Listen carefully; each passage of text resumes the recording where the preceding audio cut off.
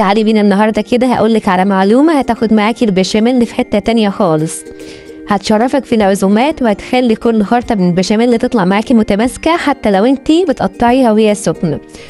هتيجي كده وانتي بتسلقي المكرونة على النار كده، اول ما تغلي كده غلوتين 3 هتاخدي منها ايه كوباية او 2 كده ايه على حسب كمية البشاميل اللي بتعمليه من ايه من المية بتاعة المكرونة، يعني النشا بتاع المكرونة كده.